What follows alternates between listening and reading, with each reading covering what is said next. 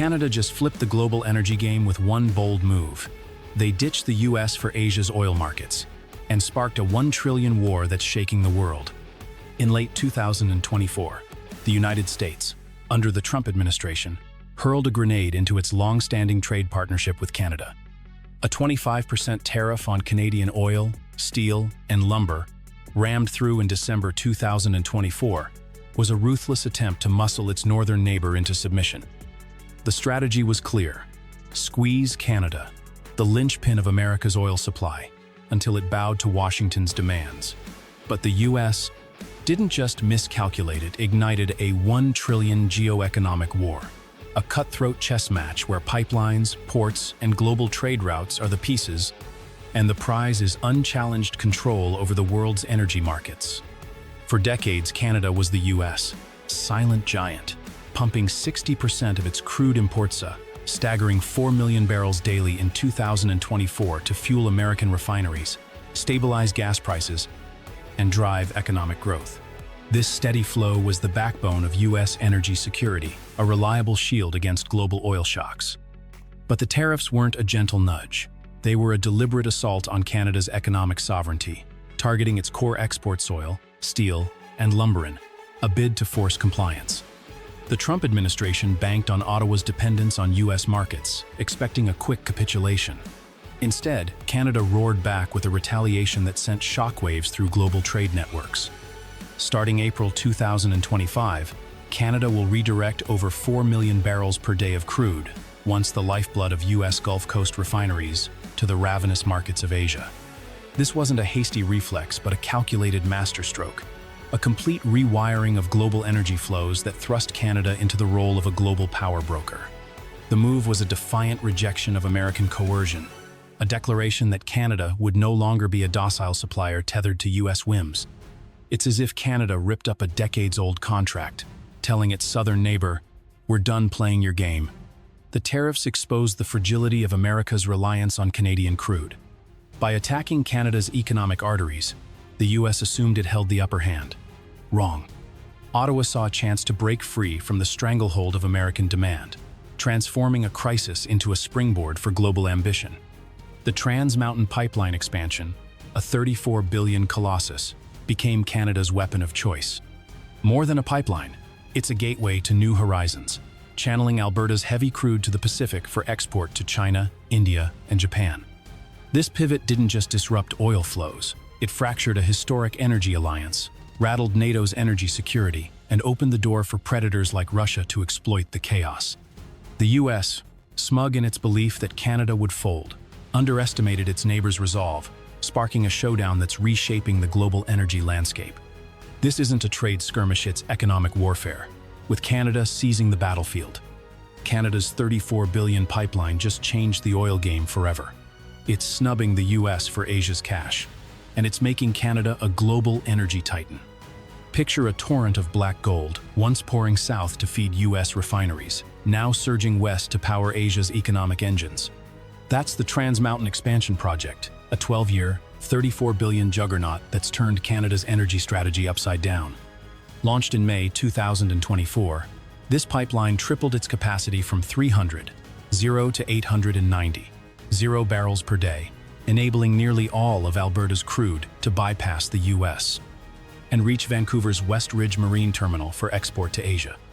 This isn't just infrastructure, it's a geo-economic guillotine, severing Canada's dependence on American markets and slicing open new pathways to global influence. The project's price tag, originally pegged at $7.4 billion, ballooned nearly fivefold, a stark reflection of the grueling terrain, regulatory battles, and political firestorms it endured. Yet the payoff is nothing short of seismic. By May 2024, Canada's oil was no longer fueling Texas or Louisiana, but stoking Asia's growth. China, India, and Japan, the world's oil-hungry powerhouses, signed long-term contracts for nearly 500 barrels per day at 5.7 discounts to Brent crude. At 75 per barrel over a decade, these deals could generate over $1 trillion, a financial tsunami that's not just bolstering Canada's economy but challenging the West's iron grip on global energy. Canada's reaping a windfall. The discount on its crude has plummeted from 13.5 to under 10 per barrel against West Texas Intermediate, pumping profits into the coffers of giants like Suncor and Cenovus. Alberta's oil production is set to hit a record 5.3 million barrels per day in 2025, as producers align with the pipeline's expanded capacity. Alberta Premier Danielle Smith called the expansion hugely significant, and she's spot on. It's transformed Alberta from a landlocked oil patch into a global energy hub. Federal revenues are surging, with tariffs and transport fees flooding Ottawa's treasury, fueling plans for further infrastructure upgrades. The pipeline's success has turned Canada into a financial and strategic powerhouse, rewriting the rules of global trade. But the U.S. is paying a brutal price. Gulf Coast refineries, engineered for Alberta's heavy crude, are suffocating, forced to process lighter U.S. oil that's a poor fit for their systems. The mismatch is driving up costs, with refineries either slashing output or burning cash on inefficient configurations. Gas prices have spiked 1.8% to $3.22 per gallon by January 2025, with $4 per gallon looming in states like California and Hawaii by fall. This isn't a minor inconvenience, it's a crippling blow to American consumers, inflating costs for everything from school runs to grocery deliveries. The ripple effects are hammering small businesses, truckers, and families, turning a tariff misstep into a full-blown economic disaster. The U.S., blindsided by Canada's defiance, is learning the hard way that hubris comes at a steep cost. Asia just hijacked Canada's oil from the U.S. They're locking in $1 trillion in deals, and Russia's joining the party, plotting a new oil empire. While the U.S. staggers, Asia's feasting. China, India, and Japan, the global oil titans, have become Canada's new allies, transforming the Trans Mountain Pipeline into a geopolitical battering ram. From June to October 2024, China devoured 187 barrels per day of Alberta's heavy crude, filling gaps left by unreliable Middle Eastern suppliers. India's Reliance Industries, operating the world's largest refinery in Jamnagar with a 1.4 million barrel per day capacity, snapped up 2 million barrels in July 2024, with plans to scale to hundreds of thousands daily. Japan's Enos and Korea's GS Caltex split a 550 zero-barrel shipment in September 2024, cementing Canada's dominance in East Asia's energy markets. These aren't just contracts, they're a global power shift, with Canada dismantling the U.S.-led energy order that's ruled for decades. Asia's refiners, seduced by 5-6 per barrel discounts to Brent, are boosting margins and sidestepping the geopolitical quagmire of Middle Eastern and Russian oil. For Canada, the rewards are staggering. Federal revenues from tariffs and fees are skyrocketing, and the crude discount has shrunk to under 10 per barrel, supercharging profits for firms like Suncor and Cenovus. Ottawa's doubling down, announcing Kwane 2025 plans for pump upgrades and storage expansions to push the pipeline past 1 million barrels per day by 2030. This isn't just business, it's Canada's emancipation from U.S. dominance. A bold bid to carve its own path on the global stage. But a shadow looms. Russia's exploiting the U.S. stumble, ramping exports to 1.97 million barrels per day from its western ports in April 2025, defying OPEC, Yuan, cuts. 20 million barrels of Arctic oil reached China that month via sanction-dodging ship-to-ship transfers. Russia and Canada, unlikely partners, are flirting with a northern oil axis, leveraging Arctic routes and China's insatiable demand to control billions in energy flows. With China as the world's top importer, this trio could forge a new energy bloc, forcing NATO to grapple with a multipolar energy landscape. The U.S., which unleashed this chaos with its tariffs, is now watching allies and adversaries capitalize on its blunder, a strategic misstep that's redrawing the global power map. This isn't just trade aids, a tectonic shift, with Canada and Russia poised to reshape the world's energy future. U.S. tariffs just blew up its own economy.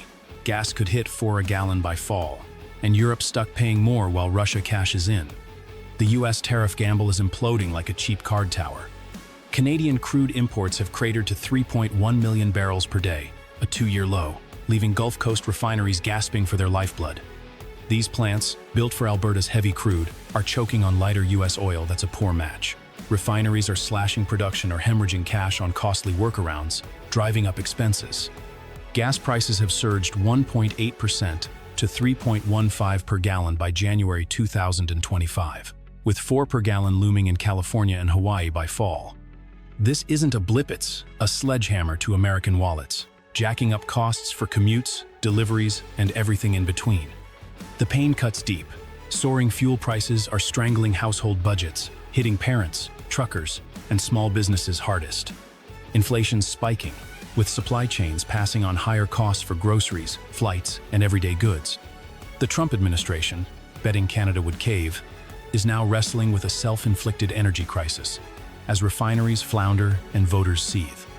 The tariffs, sold as a show of strength, have morphed into a policy catastrophe, eroding confidence in leadership and fueling public anger. The damage isn't limited to the U.S.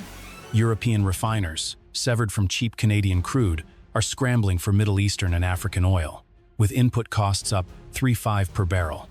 Shipping bottlenecks are piling on. Paying VLCC rates from the Middle East to China have spiked 39% to 37,800 per day.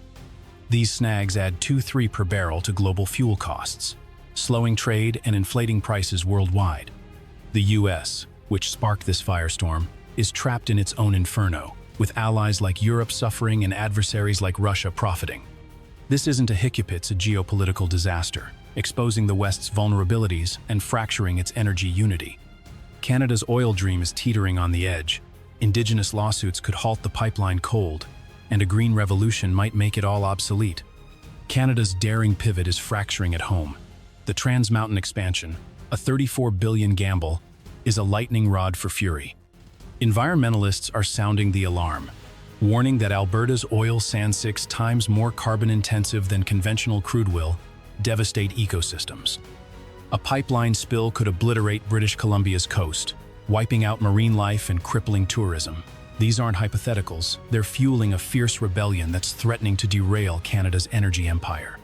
First Nations communities, including the Squamish, Tsleil-Waututh, and Coldwater, are leading the charge, filing lawsuits that slam Ottawa for trampling their land rights and bypassing meaningful consultation. 3 major lawsuits demand construction halts, with court orders that could freeze work for months. For these communities, the pipeline isn't just steelits, a direct assault on their heritage and survival. The legal battles are turning Canada's bold vision into a potential quagmire, with the risk of costly delays or even project shutdowns. Protests are erupting. Hundreds of Indigenous and environmental activists are blocking machinery, setting up camps outside Vancouver's Westridge Marine Terminal. From Kamloops rallies to Fraser Valley standoffs, they're disrupting construction and commanding global attention. Ottawa's deployed Indigenous monitors and environmental observers, but the anger's unrelenting. Without genuine compromises on land rights and eco-protections, the pipeline could become a $34 billion monument to failure, a stark warning of what happens when communities are ignored. The government faces a make-or-break moment. Can it find common ground, or will its dream crumble under public fury? Then there's the global wildcard. The International Energy Agency projects oil demand peaking at 105.6 million barrels per day by 2029, then declining as electric vehicles and clean energy take over. Asia, Canada's new market, is racing Green China targets 1 in 3 vehicles electric by 2030, while India aims for 30% EV adoption. If these shifts accelerate, Trans Mountain's $34 billion infrastructure could become a white elephant, saddled with excess capacity and crushing maintenance costs as oil demand fades post-2030. Canada's Asian wager is courageous, but it's a tightrope walk in a world turning away from oil, where one misstep could spell disaster. BRICS just took a stand against Trump's trade war. They're slamming his tariffs as reckless and plotting a defense that could shake global markets. As Trump's tariffs ripple chaos, the BRICS nations, Brazil, Russia, India, China, South Africa, and new members like Egypt and Iran are forging a counteroffensive. On April 28, 2025, their foreign ministers met in Rio de Janeiro to craft a shared defense of the global trade system, condemning Trump's unilateral tariffs as a direct threat to multilateral cooperation. The meeting, hosted by Brazil, aimed to produce a joint statement blasting unilateral measures, like the U.S. 25% tariffs on Canadian oil and metals, which have fueled Canada's pivot to Asia and destabilized global supply chains. The BRICS bloc, representing 45% of the world's population, isn't just posturing. They're negotiating a declaration to uphold multilateral trade, criticizing Trump's policies for fracturing the global economy. Brazilian Ambassador Mauricio Lirio emphasized the group's commitment to multilateral trade negotiations as the main axis of action, a direct rebuke to the U.S.'s go-it-alone approach. This unified stance signals a broader rebellion against Western economic dominance, with BRICS leveraging their collective clout to challenge Trump's tariff blitz. The group's recent expansion to include 6 more nations amplifies their influence, making their response a potential game-changer in the escalating trade war. Trump's tariffs have also drawn BRICS' ire for targeting their broader ambitions. His threat of 100% tariffs on BRICS nations if they pursue a currency to rival the U.S. dollar has heightened tensions. While Brazil has shelved plans for a common BRICS currency, the bloc is exploring ways to reduce reliance on the dollar, a move that could further erode U.S. financial hegemony. The Rio meeting also tackled climate finance, with BRICS pushing back against Western demands for developing nations like China to fund global energy transitions, signaling their intent to reshape global economic rules. This coordinated push isn't just talk, it's a warning that BRICS could retaliate, potentially with counter-tariffs or new trade alliances, deepening the rift with the U.S. and its allies. Trump's tariffs just sent a shiver through global corporations. Companies are slashing jobs and forecasts, and the economic fallout's only beginning. Trump's trade war, intensified by tariffs, like the 25% levy on Canadian oil and metals, is wreaking havoc on global businesses, from automakers to consumer giants. On April 29, 2025, the corporate world felt the chill as UPS announced 0 job cuts to offset tariff-driven costs, while General Motors yanked its financial outlook and delayed its investor call to grapple with trade policy shifts. These moves reflect a broader panic, with companies like Adidas, Kraft Heinz, and Hilton slashing 2025 forecasts due to the uncertainty of Trump's tariff policies. The tariffs, including a 10% baseline on all U.S. imports effective April 5, 2025, and higher reciprocal duties, have upended supply chains and spiked costs. Adidas CEO Bjorn Gulden noted that without tariff uncertainty, the company would have raised its 2025 revenue and profit goals, but we do not know what the final tariffs will be. This unpredictability has frozen corporate planning, with firms like GM and Volvo Cars abandoning guidance, joining airlines, Logitech, and Diageo in a wave of caution. Carlsberg's CEO warned that prolonged uncertainty will feed into consumers' purchasing decisions, signaling a looming hit to demand. The economic toll is mounting. S&P 500 profits for Q1 2025 are now projected to grow just 8%, down from 12% in January, as tariff fears spark profit warnings. Consumer staples, energy, and materials sectors face year-over-year earnings drops, with analysts expecting more downgrades. Trump's on-again, off-again tariff approach, pausing some levies while threatening new ones on trucking and pharmaceutical shaws, left businesses paralyzed, unable to plan for sourcing or pricing. This corporate gloom, coupled with Canada's oil pivot to Asia, is tightening the screws on the U.S. economy, driving inflation and threatening a recession, while BRICS nations plot their next move. The $1 trillion oil war's winner is still up for grabs. Canada's outplaying the U.S. with Asia's help, but Russia and China could snatch the crown, leaving the West in chaos. This isn't a trade spat, it's a geo-economic chess match, with Canada, the U.S., Russia, and Asia battling for supremacy. Canada's tariff-fueled pivot has spun crisis into gold, clinching $1 trillion in Asian trade deals and eyeing Arctic ties with Russia. Ottawa's pipeline and Arctic security bets scream long-term independence, rattling the West's energy core. The U.S. is wobbling. Gas price surges, refinery woes, and inflation are tanking public faith, while Europe chokes on pricier oil. Russia's swooping in, pumping exports, and plotting a Canada-China oil axis. This bloc could steer billions in energy, forcing NATO to rethink its game plan in a multipolar era. The board's still live. Can the U.S. sweet-talk Canada back? Or will Ottawa, juggling Washington and Beijing, redraw the oil map?